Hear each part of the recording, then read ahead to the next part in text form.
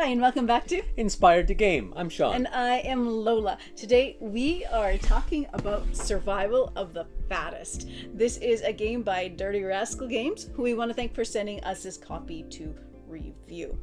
This is a game for 1 to 4 players. Before we get to our review, we'll give you a very quick overview of how it plays. In Survival of the Fattest, players will each choose a different woodland creature, each with its own tricks and abilities. The game is played over 3 seasons, spring, summer, and autumn, divided into 4 rounds each. Each round begins by determining the first player.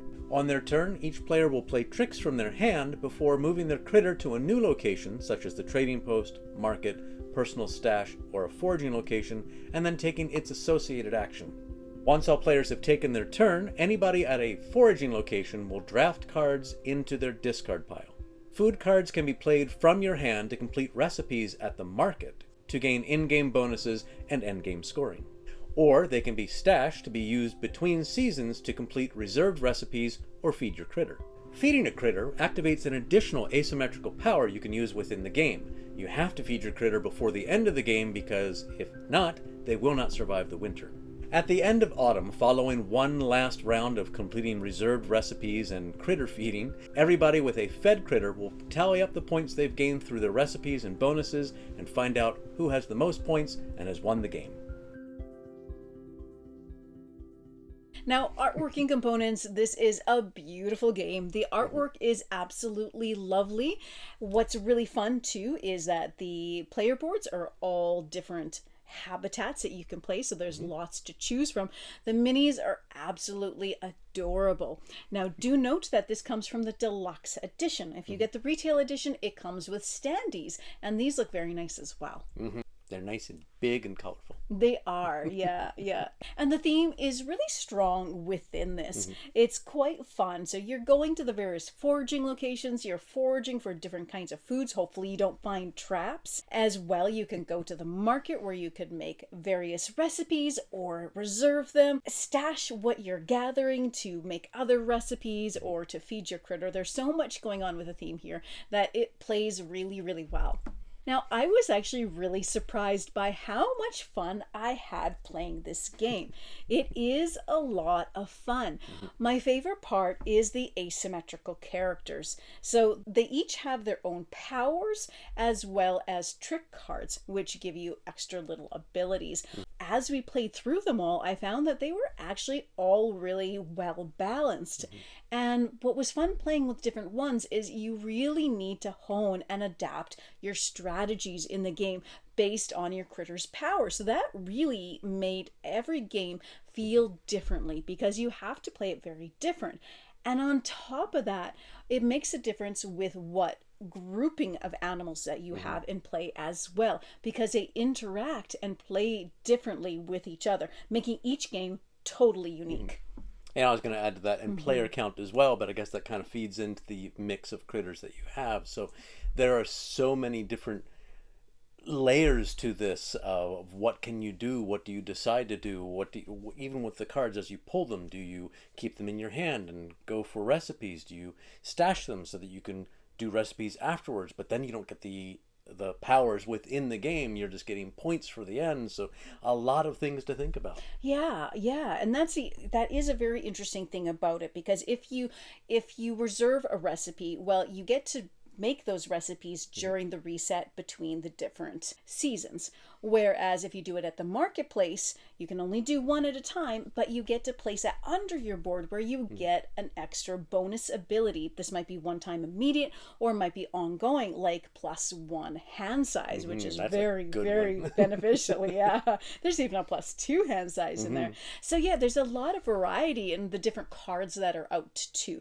that as you gather different abilities and powers through those recipes that you complete as well, adding to the abilities of your characters. So yeah, there's a lot of variety in the gameplay here. Yeah. Now, playing at 2 players, we really do enjoy this at 2 players. It's worth getting and having and playing at 2. Now, having said that, we did play with more, and we did find a benefit in the foraging action with more players. Because with 2 players, one thing we found is we very rarely went to the same foraging location, which is fine. So say if you have 3 forage cards, you go to a forage location, well, you get to just take the top 3 cards. However, if 2 or even say 3 or 4 people go to the same foraging locations, you pull that many cards out that they each play. So however many foraging cards all together, and then it's a draft. The nice thing there is you have more of an opportunity to get the exact cards you need. It's less complete randomness when you get multiple people at a foraging location. Yeah, it's a lot of scrambling to get ingredients for the recipes either before or after, and you have to remember after all of this you have to feed your critter, and sometimes that's something you want to do early on because they have a good in-game power, and sometimes it's something that can wait to the end, but you have to do it because if you forget to feed your critter, there's no point to anything that you just did because they're going to die in the winter and you're not going to win the game at all. Yeah, and that's a fun aspect. You have to take care of your critter. You have to do that. So this is a light to medium weight 60-minute game. Great family game to play. There's a good amount of luck here too with the cards that you get, especially if you're not managing to forage more with different people.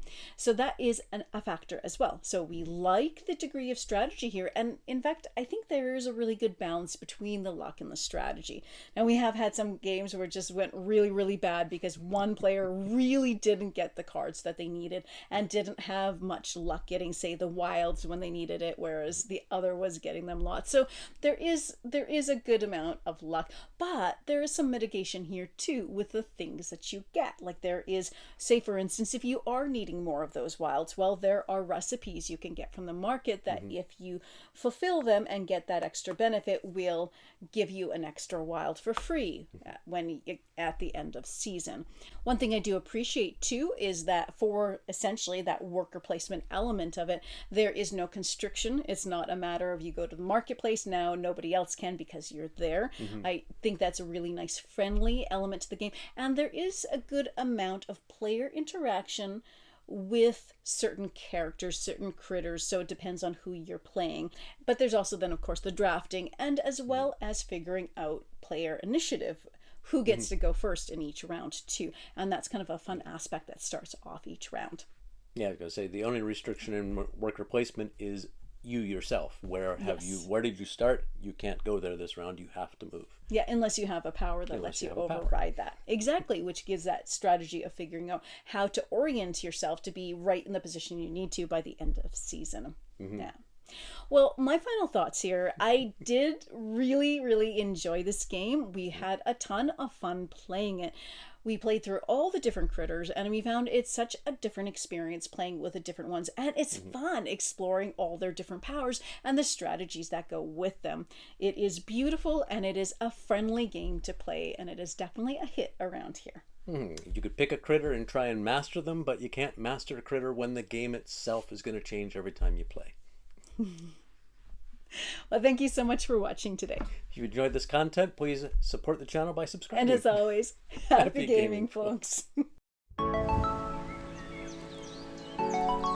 Hi. How you doing? I'm fancy meeting you here. Fancy meeting you here. Or they can be stashed to be used between seasons to pay for I'm trying to go faster and faster to get out before she moves in. Hey, baby girl. How's my pee? I don't think that was good. I think it was a good take. It's like she hopped up and then she kind of hesitated. I'm like, oh, good. Yeah, wait. And I'm like, speak faster. Because of the asymmetricalness of this, it's each game plays. I guess I just want to do this all again. I didn't like that. You didn't like asymmetricalness? Asymmetricalness. I thought that was fine. I didn't mind that. That's not what stopped you. Okay.